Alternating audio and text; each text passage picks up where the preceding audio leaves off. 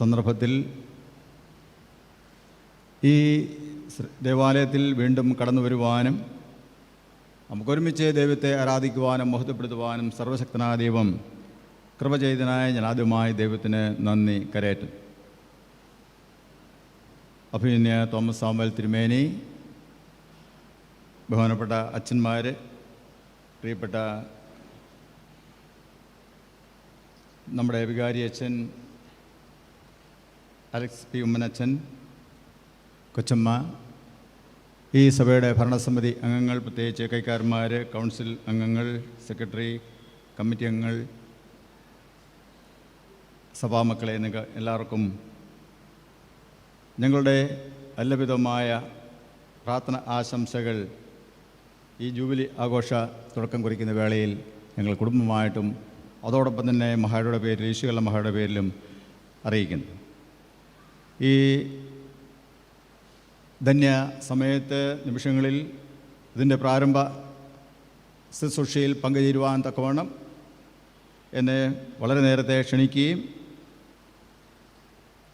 അതിൻ്റെ കാര്യങ്ങളെക്കുറിച്ചൊക്കെയും പറയുകയും ചെയ്ത പ്രിയപ്പെട്ട അച്ഛനോട് പ്രത്യേകിച്ച് സഭയോടുള്ള നന്ദി ഈ സമയത്ത് അറിയിക്കട്ടെ. കഴിഞ്ഞ 175 വർഷം ദൈവം നടത്തിയ വിധങ്ങളെ ഓർത്ത് സ്തുതിക്കുവാനും മഹത്വപ്പെടുത്തുവാനും ഉള്ള ദിവസങ്ങളാകുന്നു ഈ ഒരു വർഷം. തുടർന്നുള്ള ദിവസങ്ങളിൽ ഇതിൻ്റെ തുടർന്നുള്ള മറ്റ് പ്രോഗ്രാമുകൾ, ആരാധനകൾ നടത്തപ്പെടും. അതും നമ്മുടെ ഈ സഭയ്ക്ക് അനുഗ്രഹമായി തീരട്ടെ. അഭിനന്യ സബു തിരുമേനി, അതുപോലെ തന്നെ ഡയസിസിൻ്റെ ഓഫീസേഴ്സ്, എല്ലാവർക്കും എൻ്റെ ഹൃദയം നിറഞ്ഞ നന്ദി ഈ സമയത്ത് അറിയിക്കുകയും ചെയ്യുന്നു. ഇന്നത്തെ നമ്മുടെ ഒരുമിച്ചുള്ള ചിന്തയ്ക്കായിട്ട് തിരഞ്ഞെടുത്തിരിക്കുന്ന വേദഭാഗം നമുക്കെല്ലാവർക്കും വളരെ പരിചിതമായ ഒരു വേദഭാഗമാണ്. രാജാക്കന്മാരുടെ 1-ാം പുസ്തകം 8-ാം അധ്യായം അതിൻ്റെ 66-ാം വാക്യവും 9-ാം അധ്യായം 3-ാം വാക്യവും. ഞാനത് വായിക്കാം. 1 രാജാക്കന്മാർ 8-ാം അധ്യായം 66-ാം വാക്യവും 9-ാം അധ്യായം 3-ാം വാക്യവും. 8-ാം ദിവസം അവൻ ജനത്തെ വിട്ടയച്ചു. അവർ രാജാവിനെ അഭിനന്ദിച്ചു. യഹോവ തൻ്റെ ദാസനായ ദാവീദിന് തൻ്റെ ജനമായ ഇസ്രായേലിനും ചെയ്ത എല്ലാ നന്മയെയും കുറിച്ച് സന്തോഷവും ആനന്ദവുമുള്ളവരായി തങ്ങളുടെ കൂടാരങ്ങളിലേക്ക് പോയി. 3-ാം വാക്യം. യഹോവ അവനോട് അരുളിച്ചെന്തെന്നാൽ, നീ എൻ്റെ മുമ്പാകെ കഴിച്ചിരിക്കുന്ന നിൻ്റെ പ്രാർത്ഥനയും യാചനയും ഞാൻ കേട്ടു. നീ പണിതിരിക്കുന്ന ഈ ആലയത്തെ എൻ്റെ നാമം അതിൽ എന്നേക്കും സ്ഥാപിപ്പാൻ തക്കവണ്ണം ഞാൻ വിശുദ്ധീകരിച്ചിരിക്കും. എൻ്റെ കണ്ണും ഹൃദയവും എല്ലായ്പ്പോഴും അവിടെ ഇരിക്കും. എൻ്റെ കണ്ണും ഹൃദയവും എല്ലായ്പ്പോഴും അവിടെ ഇരിക്കും. പ്രാർത്ഥിക്കുക. കർത്താവേ, പരിശുദ്ധ പിതാവേ, ഞങ്ങളുടെ ആയുസ്സിൽ പ്രകാരം ഒരു ആരാധനാ സമയം തന്ന കൃപയ്ക്കായി സ്തോത്രം ചെയ്യുന്നു. പ്രത്യേകിച്ച് 175 വർഷം അങ്ങ് ഞങ്ങളെ ഒരു സഭയായി, സമൂഹമായി അനുഗ്രഹിച്ച് വഴി നടത്തിയ വിധങ്ങളെ ഓർത്തങ്ങെ സ്തുതിക്കുവാനും മഹത്വപ്പെടുത്തുവാനും ഒരു വർഷം വേർതിരിച്ചിരിക്കുന്നല്ലോ. അതിനായി സ്തോത്രം. ഇന്നു മുതൽ ആരംഭിക്കുന്ന ഈ പ്രത്യേക ജൂബിലി ആഘോഷങ്ങൾ, 175ാമത് വാർഷിക ആഘോഷങ്ങൾ, അതുമായിട്ട് ബന്ധപ്പെട്ട എല്ലാ ആരാധനകൾ, പ്രാർത്ഥനകൾ, പ്രോഗ്രാമുകൾ, സമ്മേളനങ്ങൾ എല്ലാം അനുഗ്രഹമാക്കി തീർക്കണം. പുതിയ ഉണർവോടും ശക്തിയോടും കൂടെ പുതിയ ഒരു വർഷത്തിലേക്ക് പ്രവേശിപ്പാൻ ഞങ്ങളെ പ്രാപ്തരാക്കുകയും ചെയ്യണമേ. അല്പസമയം അങ്ങയുടെ സന്നിധിയിലെ അടിയങ്ങൾ താണിരിക്കട്ടെ. വചനം പറയുന്ന ബലഹീനനായ അടിയനെയും കേൾക്കുന്ന അവിടുത്തെ മക്കൾ ഒരുപോലെ അവിടുന്ന് അനുഗ്രഹിക്കണം. അടിയൻ പറയുന്നതിനപ്പുറമായ ആഴങ്ങളെയും അർത്ഥങ്ങളെയും ഉൾക്കൊള്ളുവാൻ അവിടുത്തെ പരിശുദ്ധാത്മാവിനാൽ അങ്ങ് സഹായിക്കണം. മഹത്വം മാത്രം എടുക്കണമേ. യേശുവിൻ നാമത്തിൽ പ്രാർത്ഥിക്കുന്നത് ദയോടെ കേൾക്കണമേ. ആമേൻ. തോലശ്ശേരി പ്രദേശങ്ങളിൽ നമ്മുടെ ഈ സഭ സ്ഥാപിതമായിട്ട് 174 വർഷം കഴിഞ്ഞ് 175 വർഷത്തിലേക്ക് നമ്മൾ പ്രവേശിച്ചിരിക്കുക. ഞാൻ തോമസ് സാമുവൽ തിരുമേനിയോട് ചോദിക്കുകയായിരുന്നു, ഇതാദ്യം പണിത പള്ളിയാണോ അതോ അതിന് ശേഷം ഉണ്ടാക്കിയ പള്ളിയാണോ? അപ്പോൾ വളരെ ചുരുക്കമായിട്ട് തിരുമേനി പറഞ്ഞു, ആദ്യം പണിത പള്ളി ഇതല്ല, അതിന് അടുത്ത വേറൊരു സ്ഥലത്താണ്. അതൊരു പുൽമേഞ്ഞ ഒരു ഓലമേഞ്ഞൊരു കെട്ടിടമായിരുന്നു. അത് പാരമ്പര്യം പറയുന്നത് അന്ന് അത് അവിടെ ഇഷ്ടമില്ലായിരുന്ന ആളുകൾ അത് തീ വെച്ച് കളഞ്ഞു എന്നാണ് പറയുന്നത്. പിന്നീട് ദേവാലയം പുതുക്കിപ്പണിതു. വീണ്ടും പുതുക്കിപ്പണിതാണ് ഇന്ന് ഈ കാണുന്ന ആലയം എന്ന് പറയുണ്ടായി. അന്ന് ഈ പ്രദേശങ്ങളിൽ വളരെയധികം ആളുകൾ ഇല്ലായിരുന്നു എന്ന് തിരുമേനി പറഞ്ഞു. വളരെ ചുരുക്കം ആളുകളാണ് ഈ പ്രദേശങ്ങളിൽ ആകമാനമായിട്ടും ഉണ്ടായിരുന്നത്. 1.25 നൂറ്റാണ്ടിന് മുമ്പ് നമ്മുടെ കേരളത്തിൻ്റെ സ്ഥിതി, അതിൻ്റെ രാഷ്ട്രീയ ചുറ്റുപാടുകൾ, സാമൂഹിക ചുറ്റുപാടുകളൊക്കെയും നമുക്ക് അറിയാം. പ്രത്യേകിച്ച് അതിനെക്കുറിച്ചൊക്കെ നമ്മൾ പഠിക്കുകയും മനസ്സിലാക്കുകയും ചെയ്തിട്ടുണ്ട്. ആ ഒരു കാലഘട്ടങ്ങളിൽ ഇവിടെ വന്ന് ഇവിടെ ഒരു സഭ സ്ഥാപിപ്പാൻ തക്കവണ്ണം ദൈവം ഒരു മനുഷ്യനെ നമ്മുടെ ഈ പ്രദേശത്തേക്ക് അയച്ചു. റവറൻഡ് ജോൺ ഓസ്വർത്ത് 1849 ഒരു ഇടവക, ഒരു ദേവാലയം ഇവിടെ സ്ഥാപിച്ചു.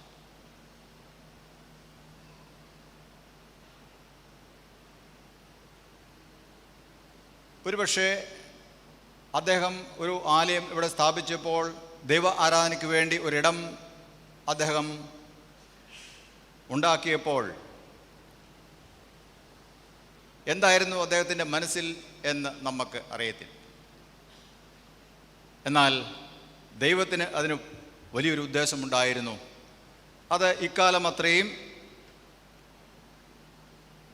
ഈ പ്രദേശങ്ങളിലും കേരളത്തിന് ആകമാനമായിട്ട് നൽകുവാൻ ഈ സഭയെ ദൈവം എടുത്ത് ഉപയോഗിച്ചു. ഇതിൻ്റെ ചെറിയൊരു ബ്രോഷറിൽ ഇപ്രകാരം പറയുന്നു: തിരുവിതാംകൂറിലെ ആദ്യ വിദ്യാലയങ്ങളിൽ ഒന്നായി 1848 സ്ഥാപിതമായ CMS ഹൈസ്കൂൾ, 1938 തുടക്കം കുറിച്ച കേരളത്തിലെ പ്രഥമ ബധിര വിദ്യാലയം, ഒരു നൂറ്റാണ്ട് പിന്നിട്ട CMS നെയ്ത്തുശാല, അങ്ങനെ അനേക പ്രവർത്തനങ്ങളെക്കുറിച്ച് അവിടെ പറഞ്ഞിട്ടുണ്ട്. 36 വർഷം പൂർത്തിയാക്കിയ ഹോസ്വർഗ് വിദ്യാപീഠം, ഇതെല്ലാം ഈ സഭയുമായി, നമ്മുടെ ഇടവകയുമായി ബന്ധപ്പെട്ട് വളർന്നു വന്ന സ്ഥാപിതമായ സ്ഥാപനങ്ങളാണ്. ഇത് മൂലവും അതുപോലെ തന്നെ നമ്മുടെ സഭാമക്കളുടെ സാക്ഷ്യ നിമിത്തവും ദൈവനാമം ഇവിടെ കൂടുതലായി മഹത്വപ്പെട്ടു. അത് വ്യത്യസ്ത രീതിയിൽ ചുറ്റുപാടുള്ള ജനങ്ങൾക്ക് അനുഭവിപ്പാനായിട്ട് ഇടയായി തീർന്നു, അല്ലെങ്കിൽ അനുഭവിച്ചിപ്പോഴും അനുഭവിച്ചുകൊണ്ടിരിക്കുന്നു. വ്യത്യാസങ്ങൾ കേരളത്തിലും അതുപോലെ തന്നെ ഇന്ത്യയുടെ പല ഭാഗത്തും ഉണ്ടായത് ലോകത്തിൽ മുഴുവനായിട്ട് നമ്മൾ നോക്കുമ്പോഴും നമ്മൾ മനസ്സിലാക്കുന്നത് പോലെ തന്നെ ദൈവവചനവുമായി പോയ ദൈവദാസന്മാരിലൂടെയാണ്. അവർക്കാണ് വ്യത്യാസം വരുത്താനായിട്ട് ഇടയായി തീരുന്നത്. അത് മറ്റൊന്നും കൊണ്ടല്ല, ദൈവത്തിൻ്റെ പരിശുദ്ധാത്മാവിൻ്റെ പ്രവർത്തനമാണ് എന്ന് നമുക്ക് കാണുവാൻ സാധിക്കും. എന്താണ് ഒരു ആലയത്തിൻ്റെ ഒരു പ്രദേശത്തെ പ്രത്യേകത? പ്രത്യേകിച്ച് നമ്മുടെ ഇന്ത്യൻ സമൂഹങ്ങളിൽ നമ്മൾ നോക്കുമ്പോൾ അത് വളരെ വ്യക്തമാണ്. ഒരു മനുഷ്യനെ മനസ്സിലാക്കണമെങ്കിൽ അവൻ ഏറ്റവും അടിസ്ഥാനപരമായി അവൻ ഏത് ആരാധനയുമായിട്ട് ബന്ധപ്പെട്ടിരിക്കുന്നു എന്നാണ് അവനെ നോക്കുന്നത്. അവൻ്റെ മറ്റ് എല്ലാ കാര്യങ്ങളും അവൻ ഏതിനെ ആരാധിക്കുന്നു എന്നതിൽ ആശ്രയിച്ചാണ് ഇരിക്കുന്നത്. ക്രിസ്ത്യാനികളെ നോക്കുമ്പോൾ അവർ ഏത് സഭയിൽ എന്ന് നോക്കും. അതാണ് അതിൻ്റെ അടിസ്ഥാന ഘടകം. അല്ലാതെ സഭയോ അപ്രകാരമുള്ള ആരാധന, പൊതുവെ പറഞ്ഞു കഴിഞ്ഞാൽ ആരാധനകളുമായിട്ട് ബന്ധപ്പെടാതെ ഇന്ത്യയിൽ ഒരു മനുഷ്യനും അറിയപ്പെടുന്നില്ല, ഒരു ജാതിയും അറിയപ്പെടുന്നില്ല, ഒരു സമൂഹവും അറിയപ്പെടുന്നില്ല. അതെല്ലാം അടിസ്ഥാനം എന്ന് പറയുന്നത് ആരാധനയാണ്. അവിടെ ആരാധനയ്ക്ക് വളരെ പ്രധാനപ്പെട്ട സ്ഥാനം പ്രത്യേകിച്ച് ഭാരതത്തിലുണ്ട്. അതുകൊണ്ട് ആരാധന ഇടങ്ങൾ വളരെ പ്രധാനപ്പെട്ടതാണ്. അത് ഇന്ത്യയിൽ മാത്രമല്ല, നമ്മൾ ലോകമെമ്പാടും നമ്മൾ നോക്കുമ്പോൾ ആരാധനയ്ക്കായിട്ട് കൂടി വരുന്ന ആളുകൾ ആരാധനയുമായി ബന്ധപ്പെട്ട് അവരുടെ ജീവിതം ചിട്ടപ്പെടുത്തുന്നത്, അല്ലെങ്കിൽ അവരുടെ ഉപദേശങ്ങൾക്കനുസരിച്ച് അവരുടെ സാമൂഹ്യ ജീവിതവും അവരുടെ വ്യക്തിപരമായ ജീവിതങ്ങളെല്ലാം ചിട്ടപ്പെടുത്തുന്നത് നമുക്ക് കാണുവാൻ സാധിക്കും. അങ്ങനെ ക്രിസ്ത്യൻ സമൂഹവും യേശുക്രിസ്തുവിലൂടെ, വിശുദ്ധ തിരുവെഴുത്തിലൂടെ ഒരു പുതിയ ജീവിത തുടക്കം കുറിച്ചു. നമ്മുടെ കർത്താവായ യേശുക്രിസ്തുവിലൂടെ ആ വലിയ രക്ഷയുടെ സന്ദേശം അറിയിച്ചുകൊണ്ട് ഈ കേരളക്കരയിലും നമ്മൾ വിശ്വസിക്കുന്നത് പോലെ തോമസ് അപ്പോസ്തലൻ ഇവിടെ വന്നു. ഈ ദേവാലയം വിശുദ്ധനായ തോമസ് അപ്പോസ്തലൻ്റെ നാമത്തിലാവുന്നല്ലോ സ്ഥാപിക്കപ്പെട്ടിരിക്കുന്നത്. ദൈവത്തിൻ്റെ രക്ഷയെക്കുറിച്ച്, ദൈവം ഒരുക്കിയ രക്ഷയെക്കുറിച്ച് അഥവാ യേശുക്രിസ്തുവിനെക്കുറിച്ച് അവർ പറഞ്ഞു. യേശുക്രിസ്തുവിൻ്റെ അനുയായികൾ ഇവിടെയും ഉണ്ടായി. ഇവിടെ നമ്മൾ വായിച്ച വേദഭാഗത്തിലേക്ക് ഞാൻ തിരികെ വരട്ടെ. അവിടെ ഇന്ന് നമ്മൾ ഒന്നാം പാഠമായിട്ട് വായിച്ച വേദഭാഗം നമ്മൾ ശ്രദ്ധിച്ചാൽ അതിൻ്റെ കാണാനായിട്ട് സാധിക്കുന്നത്, ഇസ്രായേൽ മക്കളെ മിസ്രയീമിൻ്റെ അടിമത്തത്തിൽ നിന്ന് യഹോവയെ ആരാധിപ്പാനായിട്ട് വിടുവിച്ച് കൊണ്ടുപോകുന്ന ദൈവം, അല്ലെങ്കിൽ ഫറവോനോട് പലതവണ ആവശ്യപ്പെട്ടത് എൻ്റെ ജനത്തെ ആരാധിപ്പാനായിട്ട് വിട്ടയക്കണം എന്ന് പറഞ്ഞ് അവിടുന്ന് പുറപ്പെടുവിക്കുന്ന ദൈവം, അവരെ അവിടുന്ന് പുറപ്പെടുവിച്ച് കൊണ്ടുവരുമ്പോൾ ഒരു പ്രതിസന്ധി ഉണ്ടാകുന്നത് നമുക്കവിടെ കാണുവാൻ സാധിക്കും. പ്രതിസന്ധിയിൽ ബുദ്ധിമുട്ട് വന്ന സമയത്ത് അവരെ അതുവരെ അനുഭവിച്ച ആ കഷ്ടങ്ങളെക്കാൾ വലിയ കഷ്ടമാണ് വരുന്നത് എന്ന് തോന്നിയപ്പോൾ ദൈവ ആരാധനയ്ക്ക് വേണ്ടിയും അതുപോലെ തന്നെ അടിമത്തത്തിൻ്റെ വിടുതലിലൂടെ കടന്നു പോകുന്നു എങ്കിൽ പോലും അവർ പൂർവ്വകാലങ്ങളെക്കുറിച്ച് ഓർക്കാൻ അവർ തയ്യാറാകുന്നു. അത് അവരെ ഒരു പരാതി രൂപേണ പറയുന്നത് നമുക്ക് കാണുവാൻ സാധിക്കും. സർവശക്തനായ ദൈവം മോശയിലൂടെ അവരെ അത്ഭുതകരമായി വഴി നടത്തി. മരുഭൂമിയിലെ യാത്രയെ നമുക്കറിയാം. തുടർന്ന് ഞാൻ വായിച്ച വേദഭാഗത്തിലേക്ക് വരുമ്പോൾ അവിടെ കാണുന്നത്, ദൈവ ആരാധനയ്ക്കായിട്ട് മിസ്രയീമിൽ നിന്ന് പുറപ്പെട്ട ജനം അവിടെ ദൃശ്യമായ ഒരു ആലയം പ്രതിഷ്ഠ ചെയ്യുന്നതാണ് കാണുന്നത്. അത് പ്രതിഷ്ഠയാണ് അവിടുത്തെ വിഷയം. രാജാക്കന്മാരുടെ 1-ാം പുസ്തകം 8-9 അധ്യായങ്ങളൊക്കെയും അതിനെക്കുറിച്ചാണ് പറഞ്ഞിരിക്കുന്നത്. അവിടെ പറഞ്ഞിരിക്കുന്നത് വളരെ ശ്രദ്ധേയമാണ്. ദൈവ ആരാധനയ്ക്ക് വേണ്ടി, ദൈവത്തെ ആരാധിപ്പാനായിട്ട് പുറപ്പെട്ട ജനം ദൈവ ആരാധനയ്ക്ക് വേണ്ടി ഒരു ഇടം ദൈവം അവർക്ക് കൊടുത്തു. അതിൻ്റെ നിർമ്മിതി അവിടെ എടുത്തു പറഞ്ഞിട്ടുണ്ട്. അത് ദൈവം കാണിച്ചു കൊടുത്ത മാതൃകപ്രകാരം തന്നെ ആയിരുന്നു.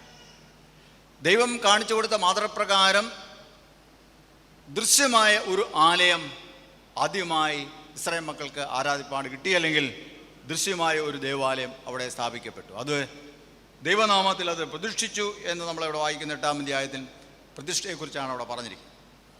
പ്രതിഷ്ഠ അവർക്കെല്ലാവർക്കും വളരെ സന്തോഷമായിരുന്നു എന്നാണ് അവിടെ പറഞ്ഞിരിക്കുന്നത്. 66-ാം വാക്യത്തിലേക്ക് വരുമ്പോൾ പറഞ്ഞിരിക്കുന്ന അപ്രകാരമാണ്. അവർക്ക് വളരെ വളരെ സന്തോഷമായിരുന്നു. ഒരു ആലയം, ദൈവത്തെ ആരാധനപ്പെടുന്ന ഒരു ആലയം ഉണ്ടായത് അവർക്ക് വളരെയധികം സന്തോഷമുണ്ടാക്കി. അവിടെ ആ പ്രതിഷ്ഠോത്സവത്തെക്കുറിച്ച് പറഞ്ഞിരിക്കുന്നു.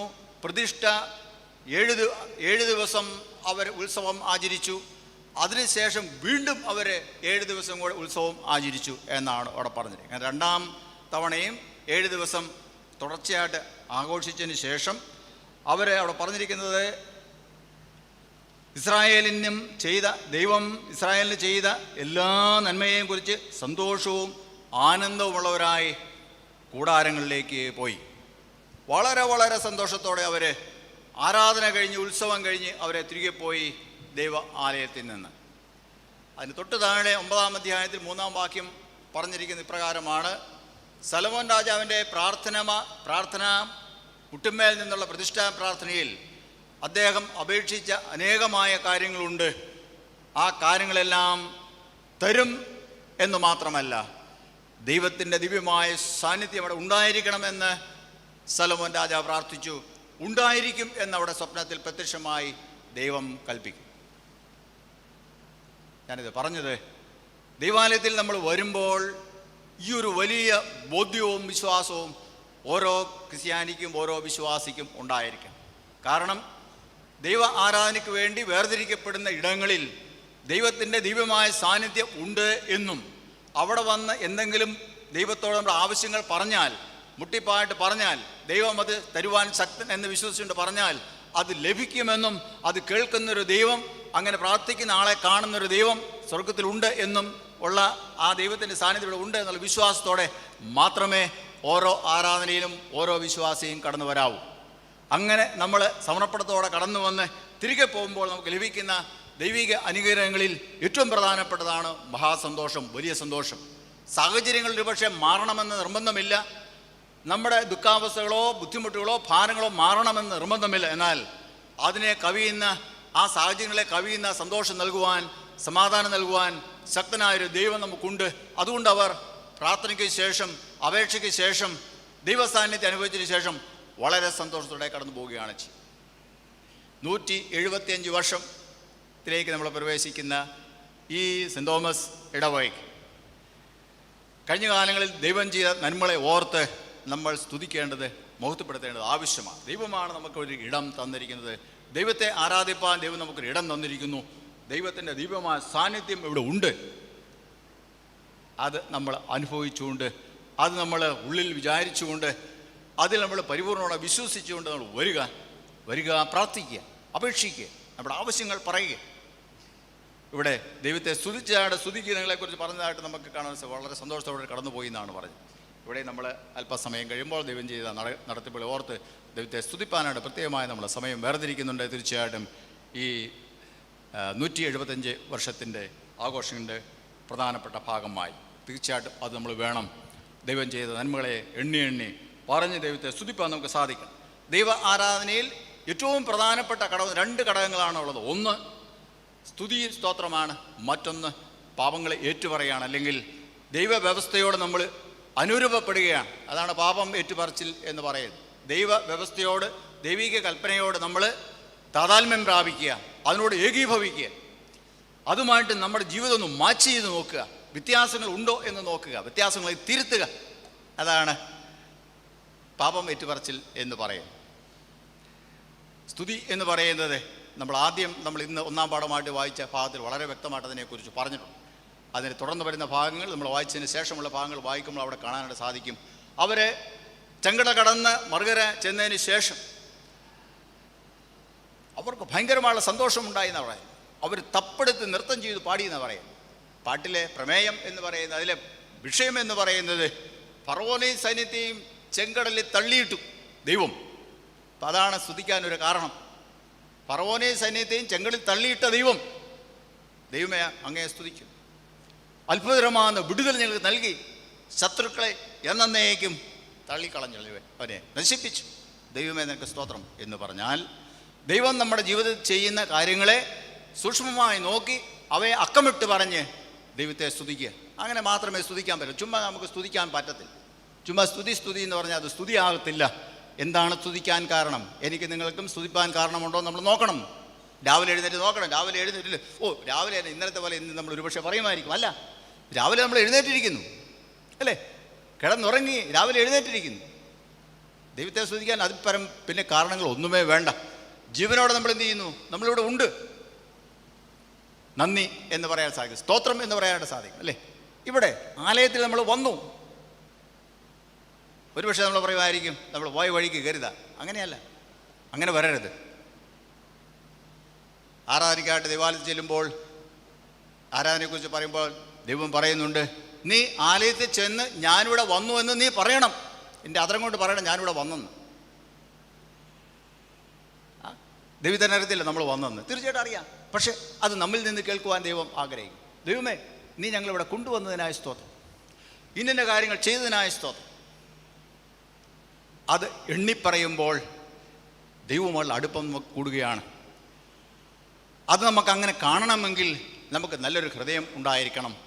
അതിനാണ് പാപമില്ലാത്ത ഹൃദയം എന്ന് പറയുന്നത്, നന്ദിയുള്ള ഹൃദയം എന്ന് പറയുന്നത്, ദൈവവ്യവസ്ഥയുമായിട്ട് യോജിച്ചു പോകുന്ന ഒരു ഹൃദയം എന്ന് പറയുന്നത്, അല്ലെങ്കിൽ മാനസാന്തരം എന്ന് പറയുന്നത്.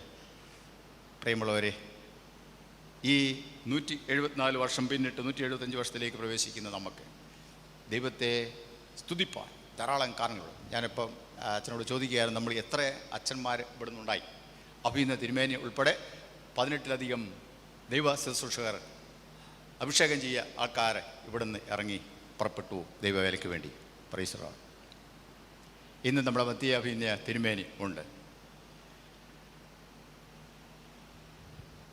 ദൈവവേലയ്ക്ക് വേണ്ടി ഈ സഭയിൽ നിന്ന് പോയവർ, അധ്യാപനത്തിന് വേണ്ടി ഈ സഭയിൽ നിന്ന് പോയവർ, ഈ സഭയിലൂടെ നടത്തപ്പെട്ട സ്ഥാപനങ്ങളിലൂടെ അനേക നേട്ടങ്ങൾ കൈവരിച്ചവർ, മാറ്റങ്ങൾ കൊണ്ടുവന്നു.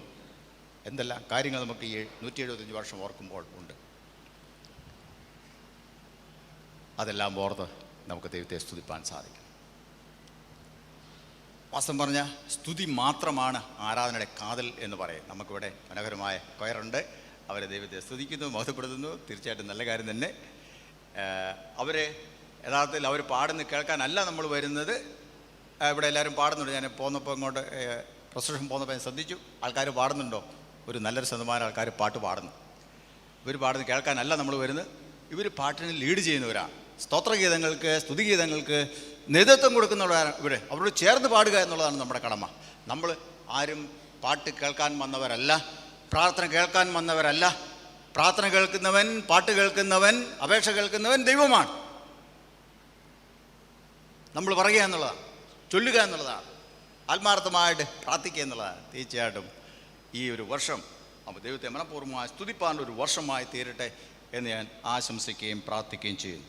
മാത്രമല്ല, അന്ന് ജോൺ ഹോട്ട്സ് വർത്ത് എന്ന ദൈവദാസൻ അച്ഛൻ ഇവിടെ വന്നില്ലായിരുന്നെങ്കിൽ ചിലപ്പം അത് കഴിഞ്ഞ് കുറേ വർഷം കഴിഞ്ഞ് ആരെങ്കിലും വരുമായിരുന്നല്ലേ? തീർച്ചയായിട്ടും. കാരണം ദൈവത്തിൻ്റെ പദ്ധതിക്ക് മാറ്റമില്ലല്ലോ, വരും. അങ്ങനെയെങ്കിൽ അദ്ദേഹത്തിന് ലഭിച്ച ആ ദർശനം ഇന്ന് നമുക്കും ഇനിയും ഉണ്ടാകണം. നമ്മൾ ശക്തമായിട്ട് ഇനിയും പ്രാർത്ഥിക്കണം. വളരെ ശക്തമായിട്ട് പ്രാർത്ഥിക്കേണ്ട ഒരു കാലഘട്ടമാണ് ഇന്ന് നമുക്ക് ഉള്ളത്. അതുകൊണ്ട് ശക്തമായി പ്രാർത്ഥിക്കാനുള്ള ഒരു പ്രേരണയോടെ, തീരുമാനത്തോടെ നമുക്ക് ഈ വർഷം നമുക്ക് അതിൻ്റെ പ്രാരംഭം കഴിഞ്ഞതിന് ശേഷം കടന്നു പോകാം. ശക്തമായി പ്രാർത്ഥിക്കുന്നതിന് വേണ്ടിയാണ്. ദൈവത്തിൻ്റെ നാമം ഭാരതത്തിൽ ഉയരണം, ദൈവനാമം ഉയരണം. യേശുവിൻ്റെ അനുയായികൾ ഇവിടെ ധാരാളമായി വർദ്ധിച്ചു വരണം.